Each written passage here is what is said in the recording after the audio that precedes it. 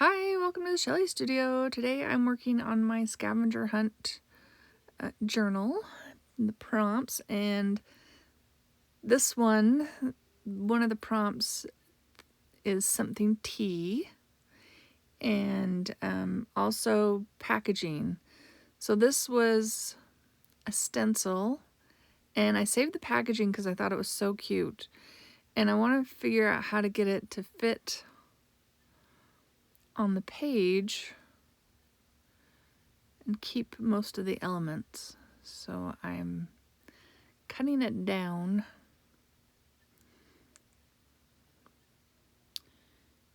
I'm just gonna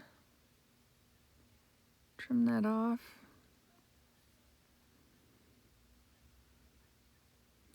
We could make it work, right?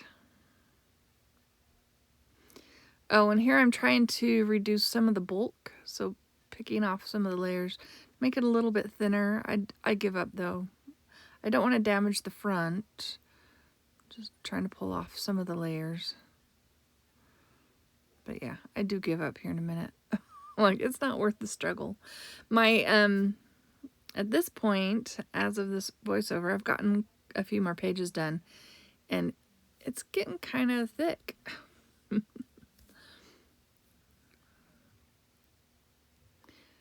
All right. Also, this picture, I'm guessing Japanese, holding some tea, is from some junk mail. I get travel brochures a lot, and unsolicited. So that's junk mail, right? And there was a picture of this woman holding this cup of tea, and I thought it would work perfect on here. I really wanted to keep the word cherish. I liked that. And it kind of looked like a vintage piece of tape on there, on the original packaging. So I put a little ink around there just to emphasize that. And these thinner elements are actual tea bags. I don't really drink tea much, but when I'm sick I do, and so I do have tea in the house, so I just soaked a few like I was going to have tea, but I didn't drink it because it's like for sore throats. And yeah, washed them out and so I could use them on my project. I'm not like solidly gluing the tea bags down, just a little bit, so they're loose and fluffy.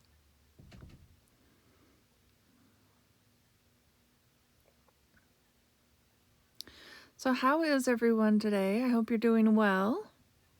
The weather's nice here today, bright and sunny. It was kind of cool this morning, but I'm doing pretty good.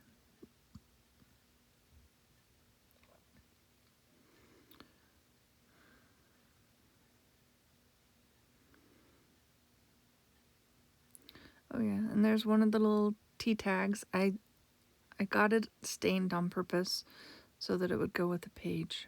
And there we go, something tea. And then the next page, one of the prompts is patterned paper and botanical and book text, which I think I've done a few of those because they make handy backgrounds. So I have this scrapbook paper. I just had pieces, so I figured I might as well use it. And inspired by the picture of the Japanese girl where it's straight on most sides and then just torn on the one side.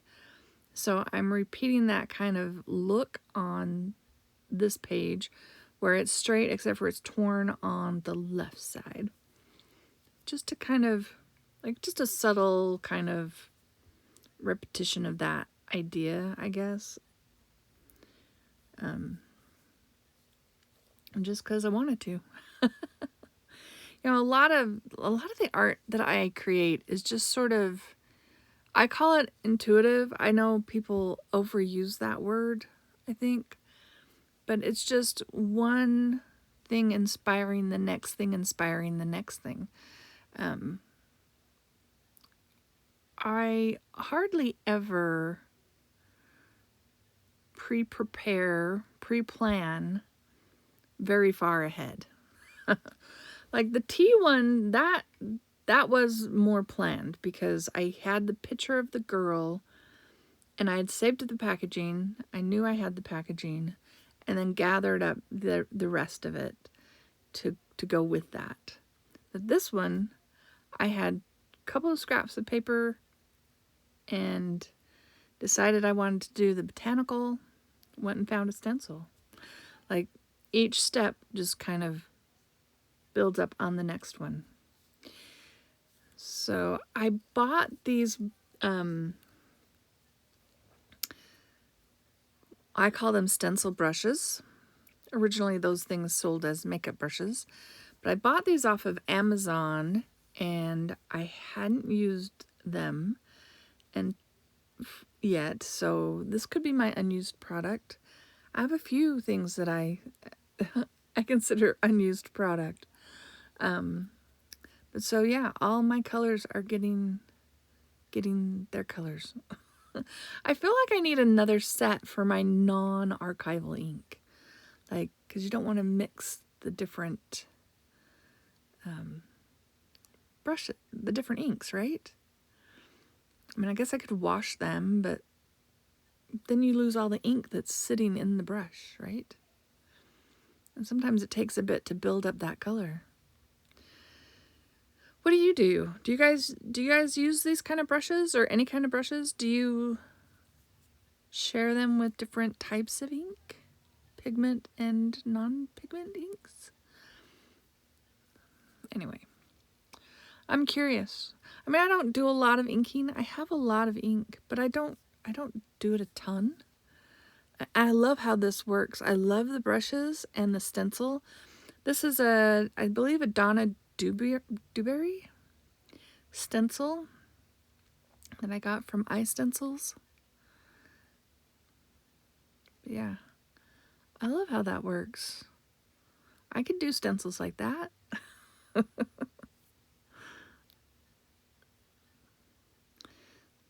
So I do have my very first makeup brush that I got at the dollar store, which you can't get. I can't find them anymore at the dollar store. Was a black set, and that one I've always used with this brown walnut. Is this vintage photo or walnut stain? I can't remember. Anyway, the brown one. Distress inks. So yeah, that one is permanently for the brown. Gotta find a home for those. I'm not sure where.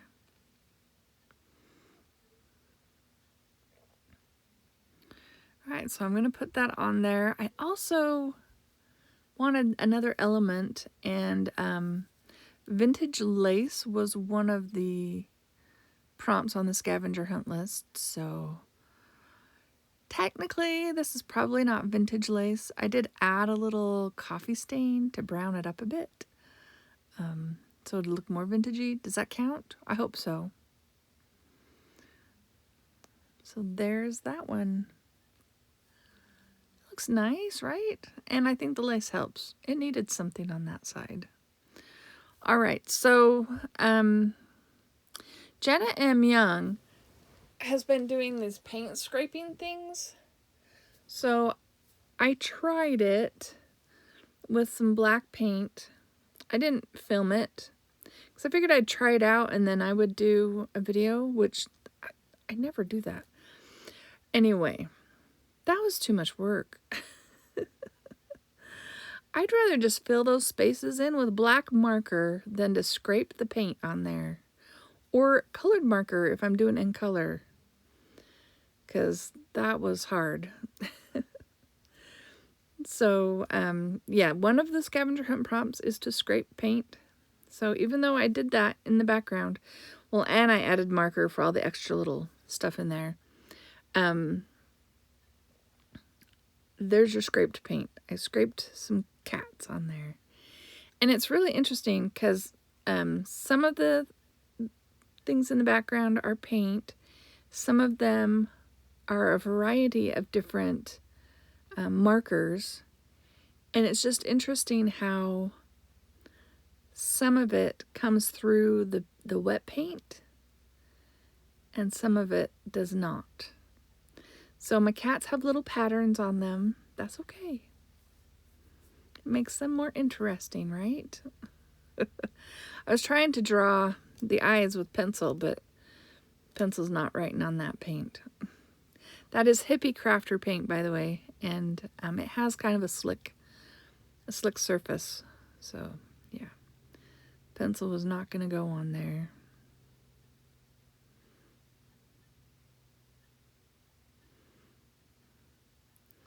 I guess I could have given these guys bigger eyes. I made them pretty small eyes.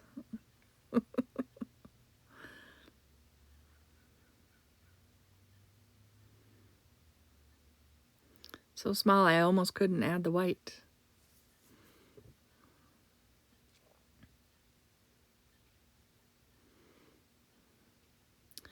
So are any of you doing the scavenger hunt or did the scavenger hunt? Most people have probably finished it by now. I'm getting close.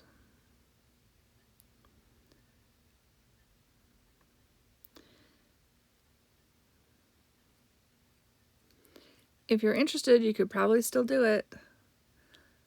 Like if you're fast. Do lots of prompts on one page. I think April is the deadline to be done. I think. So I'm just going to glue that on there just like that. That's it for that one. See, the cat just looks like he's got a fancy collar on, right? All right, so the next one is was dragon. I think it was dragon. Can't remember the other word. Kind of. I don't think it was snark. But this is for that prompt. So I'm going to draw. I'm drawing a little dragon, and I'm using this paper that's like the size of a bookmark. So I have to squish him into this little section. I didn't want to make him too big. I was trying to make him like a cute little one. I like how he turns out. He doesn't look much like my source that I had found. The source I'd found was much rounder and much younger looking dragon. But I guess that's good, right? So I don't look like I'm copying directly. So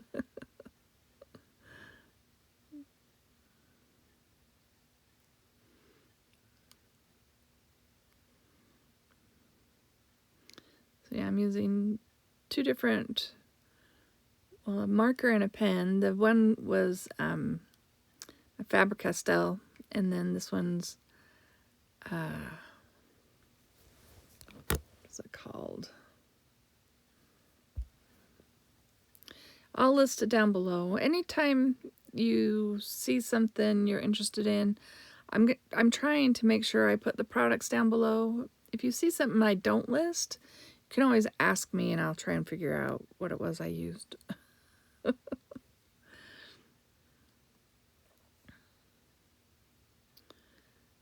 Yeah, this one had a finer point, so that's why I was doing the details with it.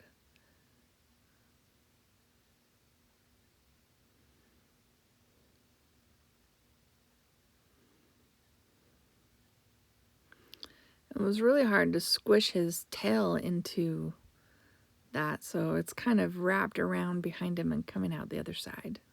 And I'm only showing one wing because the other one's hiding behind his neck. At least that's the story I'm telling myself.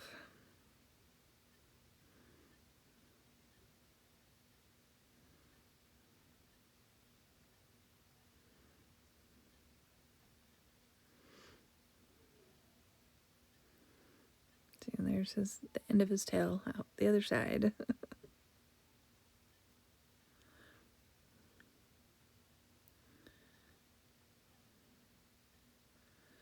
Giving him a orangey yellow eye.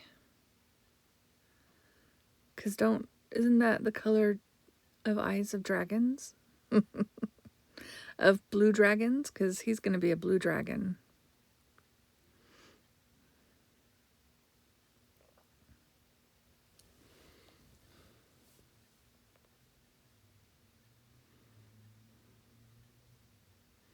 So if you've been liking the series, let me know if you like what you see. Hopefully y'all want to see a flip through. I'm going to do a flip through. I think I said that already. It might be kind of a long one.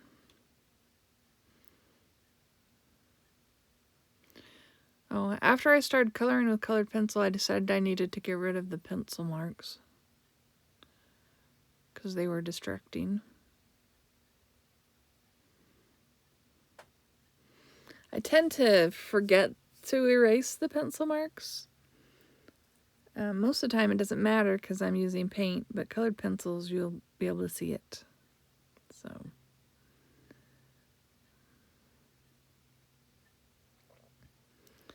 and I'm just adding layers. Sorry if this is too boring to do to fill in the coloring. I know that takes a bit longer. I do have it sped up, and yeah, you can skip to a couple minutes further in and get to where I put them into the book. Oh, and the colored pencils I'm using are Prismacolor. I've had them for years, so I don't know if they're, well, like if you've ever looked into Prismacolor pencils, they changed where they were manufactured from. So the older ones are better, the newer ones aren't as good. Some of these are very old and some of these are newer. So, but they're all older than 2000. So all my Prismacolors are pre 2000.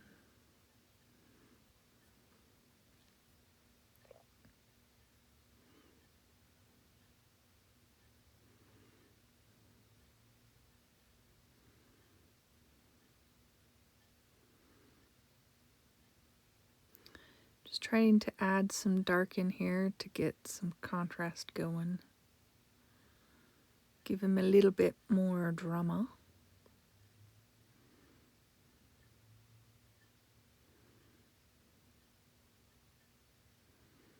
You can see I've got this way sped up.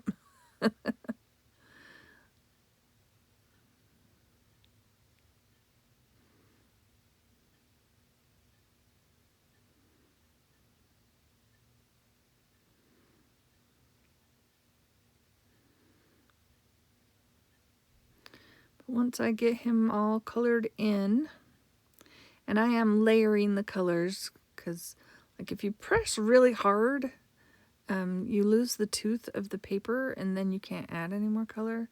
So it's best to go softly and just add layers. But once that's done, I will cut him out and we'll put him on the background. Well, we got to make a background, right? I mean, this little cute little dragon deserves some drama. Isn't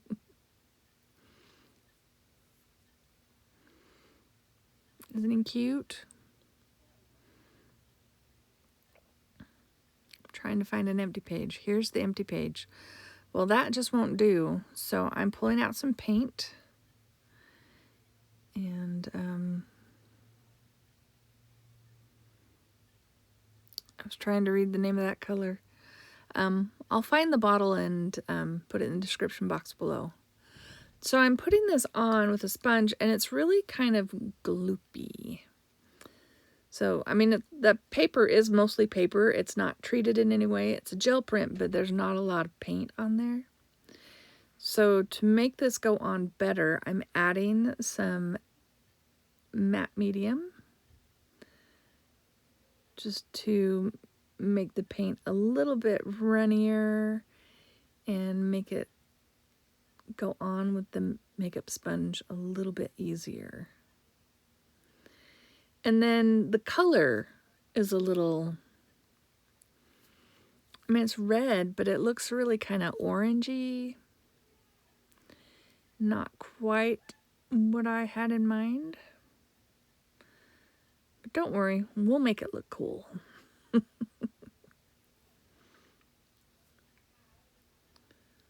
I get that all filled in.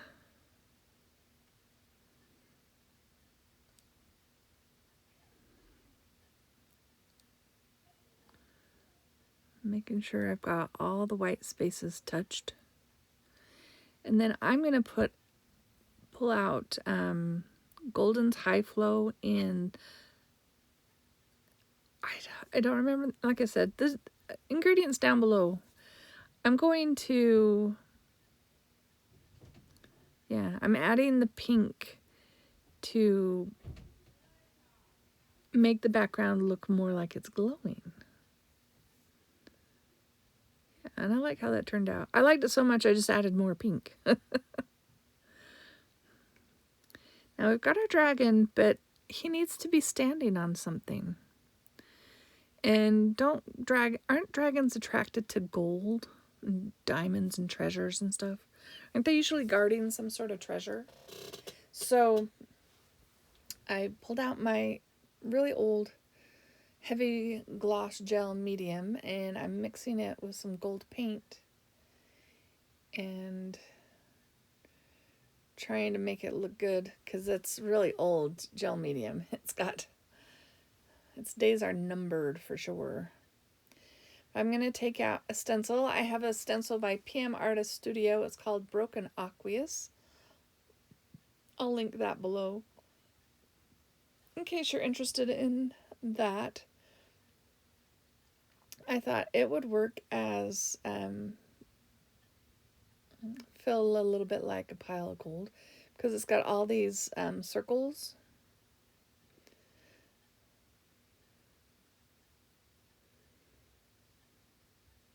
So getting everything out of the way, pulling in my stencil, trying to find a spot that looks like a mound. That looks like a mound. We're just gonna put that through. I do end up with an excess of that gold texture, but I use it on stuff, so you don't see me, but I do. I don't waste it. I put some of it on a coffee filter, another one on a page. Yeah, so I made sure it got used. I mixed it all up. I needed to use it, right? Okay, so now that's dry and nice and shiny like a golden treasure. I'm gonna add our dragon.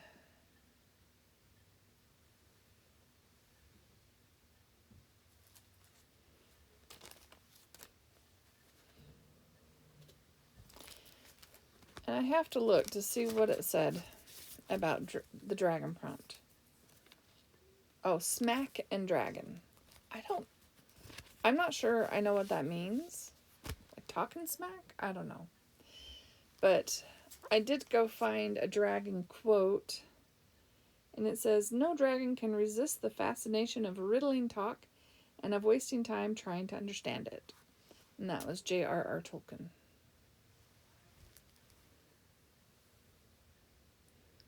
So I'm going to add that quote. That'll be my smack, I guess. Just trying to create some shading underneath the dragon, so it looks like he's actually sitting on that pile or standing on the pile.